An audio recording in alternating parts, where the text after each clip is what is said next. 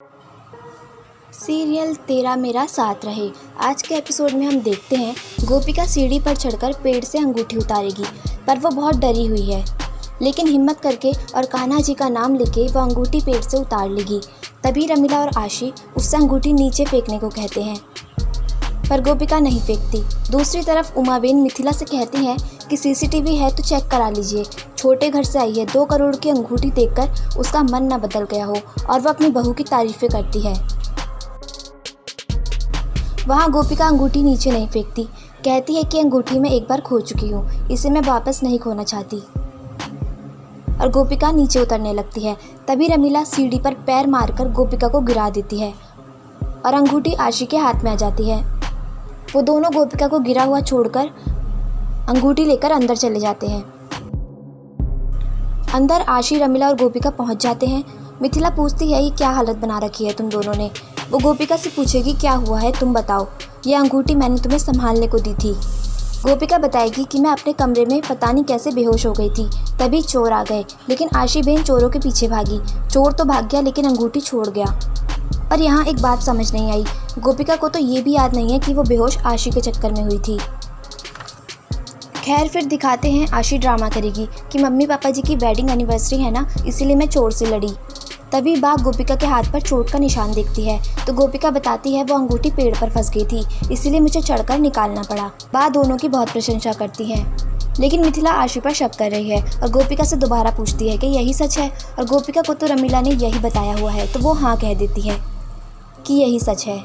उसके बाद मिथिला भी खुश हो जाती है और दोनों से कहती है कि दोनों बहुएं नानी बहन को ये अंगूठी भेंट करें। आशी और गोपिका दोनों केशव को रिंग देते हैं जो वो मीनल को पहनाता है। तभी उमाबेन और उसकी बहू जाने लगते हैं, पर मिथिला उन्हें रोककर गोपिका से कहती है कि इन्हें अच्छे से विदा कर दो। वो दोनों तो गोपिका को देखकर डर ही जाते हैं, क्योंकि पिछली बार गोपिका ने उनकी बहुत इंसल्ट की थी। उन्हें फ्रॉक कहा था और उनके हस्बैंड को गोरिल्ला भी कहा था। लेकिन मिथिला उनसे कहती है कि मेरी बहुएं कर्तव्य के मार्ग पर चलती हैं, चोरी के मार्ग पर नहीं। अंडरस्टूड छे।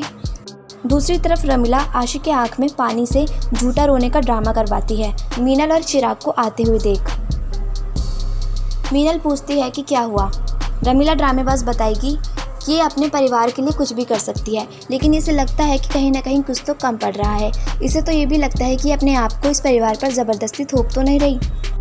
मीनल कहेगी कि तुमने जो आज किया, तुमसे अच्छी बहू तो मुझे मिल ही नहीं सकती। मीनल तो बहुत सीधी दिखाई है। मीनल रमीला को नवरात्रि के पंडाल में भी इनवाइट करती है। वहाँ गोपिका, सक्षम और मिथिला को दूर से ही देख रही है और आशी और रमीला खुशी मना रहे हैं कि अब गोपिका बनेगी नौकरानी। रमीला के पास पक्का कुछ प्लान है। नवरात्रि में वो फिर से कुछ चाल चलकर गोपिका को घर से निकालने की कोशिश करने वाली है। दूसरी तरफ गोपिका रोकर बा से कहती है कि कभी कभी मुझे डर लगता है कि ये खुशी चली ना जाए जो माँ जी ने मुझे दी है। फिर दिखाते हैं कि सक्षम अपने कमरे में जाता है और वहाँ की सफाई करने लगता है। तभी गोपिका कहती है कि मैं कर देती हूँ। सक्षम गोपिका से बड़ी बहू होने के नाते नवरात्रि में उपवास रखने को पूछेगा। सक्षम को यहाँ पहली बार गोपिका से अच्छे से बात करते हुए देखा है और वो गोपिका के लिए खाना भी लाता है और कहता है कि रात में खाना खा लोगी तो दिन में उपवास में कमज़ोरी कम होगी। गोपिका बहुत खुश हो जाती है। अगले दिन नवरात्रि का पहला दिन है। मिथिला गोपिका को माता रानी का मुकुट दिखाने कहती है। तभी वहाँ उमाबेन आ जाती है और कहती है, रुकिए। पक्का उमाबेन भी कुछ दिमाग में सोच कर ही आई है। आने वाले एपिसोड्स में हम देखेंगे कि नवरात्रि के दिनों में प्रतिस्पर्धा होगी और परखा जाएगा कि कौन सी बहू सबसे ज़्यादा निडर है, और उसी को अवसर मिलेगा कि वो माता रानी को मुकुट पहनाए। और हम देखेंगे आशी गोपिका को बेवकूफ़ बनाएगी उसे हरवाने के लिए। तो पूरा एपिसोड हॉटस्टार एंड टेलीविज़न पर ज़रूर देखिए और इस सीरियल के डेली अपडेट्स के लिए हमारे चैनल को कर लीजिए सब्सक्राइब और वीडियो को कर दीजिए लाइक। Thank you.